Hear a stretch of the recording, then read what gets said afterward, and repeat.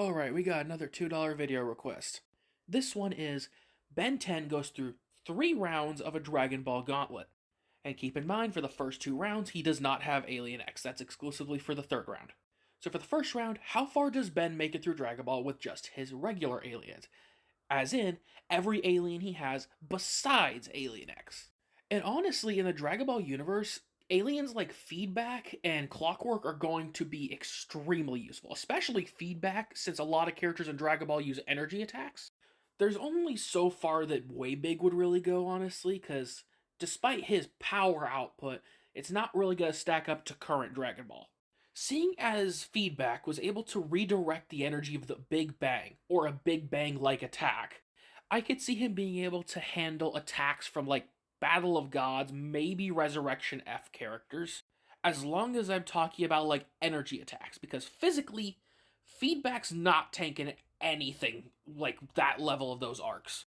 And Clockwork can be useful because of his basically free control over time. Like, it would be a way better version of what Hit can do.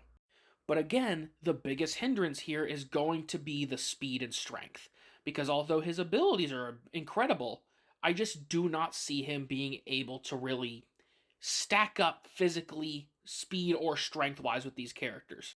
Now, round 2 with Ultimate Aliens, although the Ultimate Aliens are way more powerful, I still don't see them going much further. At least from the showing of the aliens that did go Ultimate, none of them really stack up to like the top tier regular aliens, honestly. Like, I guess you could say one of his strongest Ultimate aliens, at least from what I'm remembering, is Ultimate Waybig. But honestly, even with Ultimate, Waybig just isn't gonna stack up to like really powerful Dragon Ball characters. Like, I believe during a video game, regular Waybig was like threatening to destroy the planet. So let's say Ultimate Waybig just gets like let's say 100 to 1,000 times stronger. That is powerful. Again, I'm not saying that's exactly how strong he gets, but let's just assume so. That's still not really going to be that big of an issue. Keep in mind, someone at Raditz's power level was considered like planetary. So even if you make it 1,000 times stronger, Frieza would likely be enough to deal with him. And finally, we get to the most interesting one. How far does Ben get with Alien X? From where I've seen Alien X scale, he scales anywhere from high universal to like low multi, I believe. So in terms of like physicality, if for some reason Ben decided to just start throwing hands, he could contend with very powerful Dragon Ball Super characters. But the more important thing is his hacks and abilities.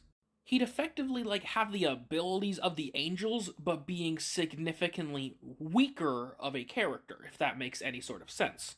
Basically, imagine the Dragon Ball characters going against like an apprentice angel, except this apprentice weaker angel still has access to like reality warping abilities. So I could see Alien X making it through most of the mortals. And honestly, maybe even a few of the destroyers, I'm being completely honest. But the moment he tries to test himself against the angels, in all honesty, I think that's where he just like guaranteed stops.